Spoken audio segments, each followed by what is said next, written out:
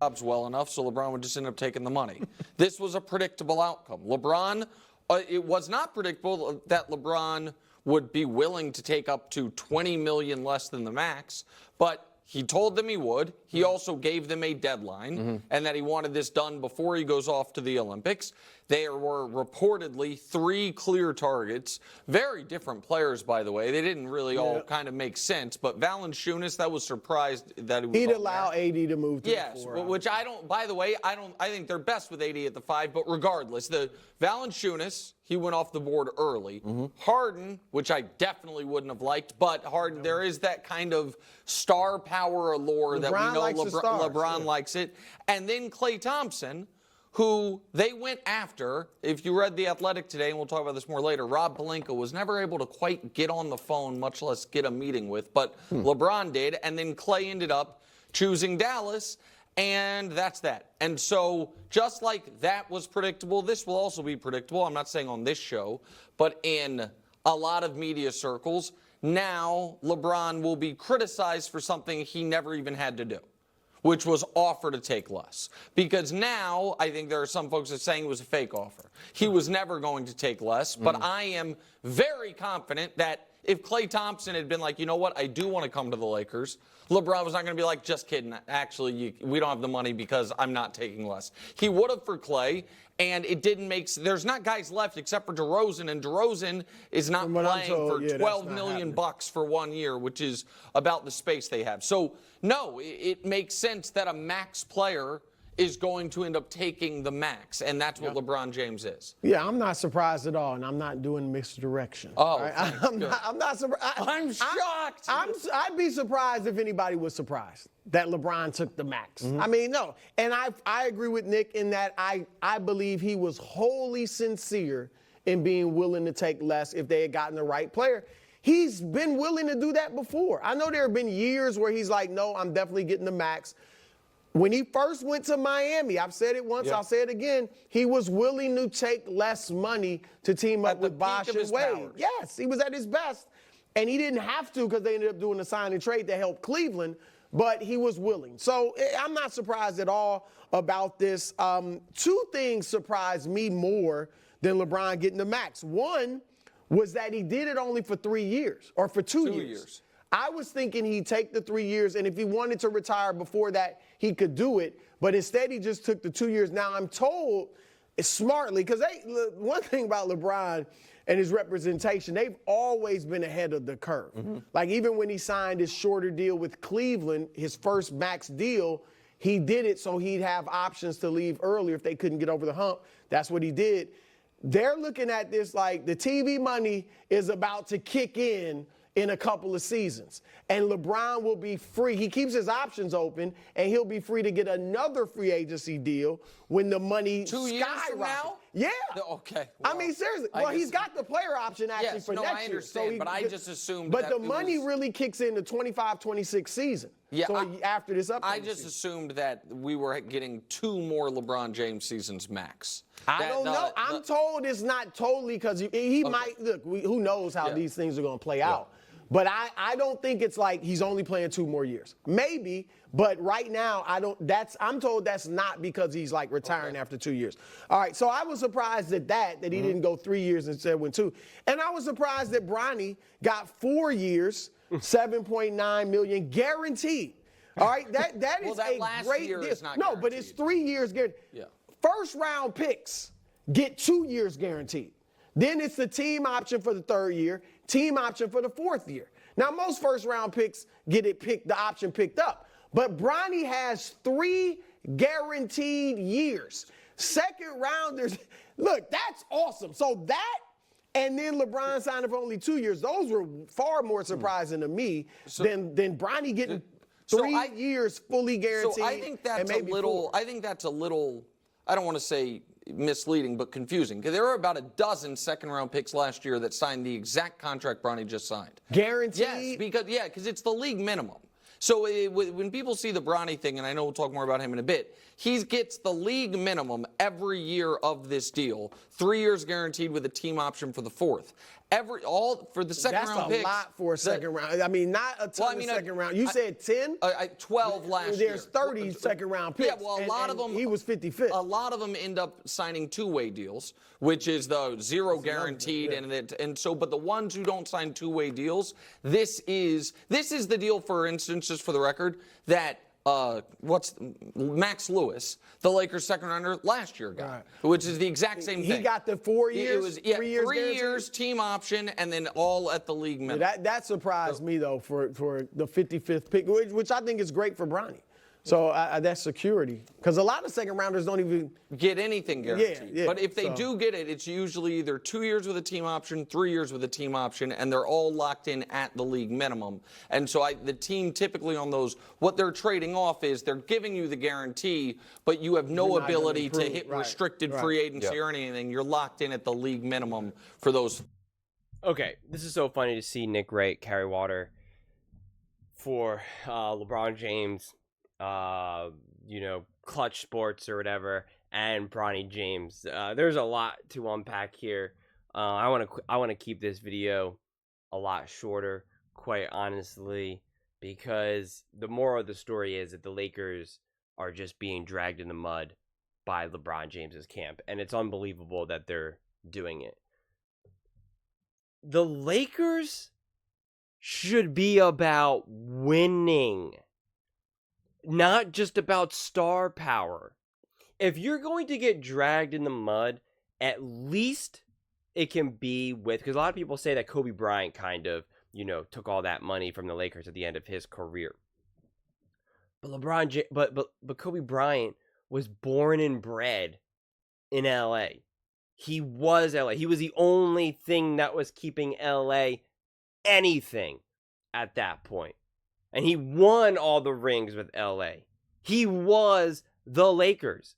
He is an all-time great, not only in the NBA, but of course with the Los Angeles Lakers. That is not LeBron James, okay? It's just not. LeBron James is obviously an all-time great as well, and technically is an all-time great playing for the Lakers, but it's not the same thing. And so now that his son's there and he's there, does anyone think the Lakers have a chance of actually winning next season? Does anyone? Can they beat the Celtics? No. Can they beat the Knicks? No. Can they beat the Mavs? No. Can they beat the Oklahoma City Thunder? No. Can they beat an actually healthy, which is a big if, but Zion and the Pelicans? No. Can they beat the Timberwolves? No. Can they beat the Nuggets? No. It's like, what are we talking about here? LeBron James individually should be about winning. You're trying to be the GOAT. And the Los Angeles Lakers as a franchise should be all about winning. Not about like, hey, we have a really popular player and we're in Los Angeles and we got his son and like, hey, there you go. TV deals and, we got celebrities in the stands. All right. Like, that's what they're becoming. It's becoming I don't even want to say a clown show. Like, I don't even know what it is at this point. It should shock the Lakers and be a massive wake-up call that Klay Thompson didn't even want to go there. He has actual history there. His father played there. He grew up loving the Lakers. The Lakers, while he was growing up, the Lakers were an iconic, all-time great franchise that he has the chance to play with the Lakers, with LeBron James. And he was like, nah, I'm good. I'm going to go to the Dallas Mavericks and play with, a kind of also a messy franchise with Kyrie Irving and Luka. Like, are you kidding me? If that's not a big, massive slap in the face for the Lakers, I don't know what is. And so now this whole coming basketball season, we're all going to have to pretend, can the Lakers win? If the Lakers get this favorable playoff matchup, can they get to the Western Conference Finals? No, they can't. No matter who they play, they can't. Sorry. Is Bronny James poised to make a run? No, he's not. And it's even disingenuous to be like, well, look at some of these other picks that have been drafted and got the same deal as Bronny James. Yeah, those picks were better and had legitimate, concrete evaluation that led people to believe that the potential was there as well. Those contracts were earned a lot more rather than whatever the heck Bronny has done. There's no actual real belief that or there's not actual sound evaluation that Bronny is going to be anything. So it's not the same thing. It's an absurd thing to say. That's like saying, this is what this is like. Oh, Harvard gave out 5 scholarships last year. Isn't it insane that this guy who pretty much like barely graduated high school got a full ride to Harvard? And Nick's like, no. They gave out 5 scholarships last year to high school students. So he's just one of those other students. It's like, well, yeah, but wait a second. These other students, look at their GPA. Look at their extracurriculars. Like, look at everything else they did. Look what the potential, what we believe that those other students are going to do at Harvard. Bronny James doesn't have that. So to try to equate the two is like, get out of here. That is moving the goalposts, shell game, whatever. So it's just comical. And then again, the other thing where people say like, oh, why do people make a big deal about Bronny James and nepotism when nepotism is all over the place? Why don't you hear about those other nepotism? One, people do complain about that nepotism. 2, LeBron James is wildly popular. That's why. LeBron James dunks, and they show it all over the highlights, all over online, on ESPN, Fox Sports, wherever, when there was like 100 other dunks that night. But who do they show? LeBron James. Why? Because he's the most popular. So when you have an instance of nepotism or something that you can criticize him for, it's going to be elevated more. That's also a disingenuous, talking point. Well, why are we focusing on Bronny and not so-and-so? And it's like, it's because LeBron James is wildly popular. Like, what are we talking about here? If there was other players that we could complain about nepotism, if they were more popular, then the story would be more popular. But fans also don't like it just as much. If it was some other random player, I'm trying to think of a player that's like not popular, but like a lot of people know, so that obviously makes it difficult. Valanciunas, like if that's the case and he got his son to play, people would also have issues with that. He's just not as popular. So it's just not talked about as much. I mean, there's plenty of companies that treat their employees awfully. But people focus on, say, like Amazon, because Amazon is wildly popular. That's why. So it's just like, it's just like more gaslighting from the media, fans, whatever.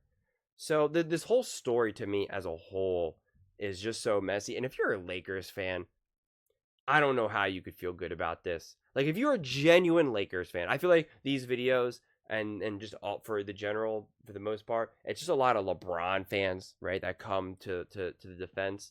But if you're a legitimate Lakers fan, right, you were there for the years with Shaq and Kobe, maybe even before that, right? You've been rooting for the Lakers. You love the Lakers. They are your team. How do you feel about all this? How do you feel about the direction that the Lakers are going? Do you have any confidence? You see the team that the Celtics have beat. I mean, they are a squad. You see the young and up-and-coming team of the OKC Thunder. They have a squad. They have true optimism coming their way. Minnesota Timberwolves with Ant. Luka and the Mavs. The Nuggets with, Jokic and company. Heck, even the Sixers made moves. Got Paul George, Joel Embiid, Tyrese Maxey. New York Knicks making their moves. And you have LeBron James, their big moves. The Lakers, their big moves is signing LeBron James to a max and drafting his son, so they can have those storylines come time fall, and maybe have a moment where they both step on the court and then everyone's just gonna talk about it. Was this the most amazing moment in NBA history? No, it's not. And actual fans don't really care. Some random casuals probably care. The moms of the world care. They'll talk about it on The View. Congratulations. Congratulations. You won over the ladies of The View. Good job, Lakers. Good job, LeBron James camp. It's just, I don't know, man. I'm the type of person where I come from, you make moves to win. And if you can't make moves to win today, then it has to be with the attention of where does the future bring? What can we do? And the reality is, if LeBron James wasn't LeBron James and didn't bring in some of the ratings and some of the money, and he just had his numbers that he has, yeah, and I think LeBron James is great and elite, so make no mistake about it. No mistake about it. I don't think they would have made these decisions. They wouldn't have drafted Bronny, that's for sure. I'm not so sure that they would have signed LeBron to a max like this either. I think they would have maybe said, okay, we're going to rebuild this team. We got to blow it up. We're not winning. We're not doing anything. We can't keep building around an older player who plays great during the regular season, has amazing moments in the playoffs, but he can't sustain a run in the playoffs. He's too old, unfortunately. Just life. Father time, undefeated. Or they would have pushed him and said, hey, you got to take significantly less money. If you want to win, you got to take significantly less money. But hey, LeBron is wielding that power. I don't blame him necessarily. But at the same time, if you want to win, you got to make decisions to win. And right now, these clearly, undeniably, are not winning decisions. So as a fan base, how are you supposed to perceive that? How are you supposed to take that? Probably not well. But those are just my thoughts. I would absolutely love to hear yours. What do you guys all think? Are you surprised that LeBron took the max? How do you think about Bronny and his contract? And do you think the Lakers are even remotely competitive this next season? Let me know in the comments below. I read every single comment, so whether you agree with me or disagree with me, either way, let's get in some discussions, let's get in some fights, but ultimately, let's just have some fun.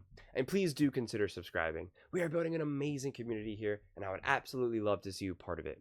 I want to build something that we all genuinely feel connected to, something that we're really excited to be part of, and I think we're well on our way to doing it. And please don't forget to give this video a thumbs up, as it really does help with the visibility and the algorithm. Thank you so much, and see you next time.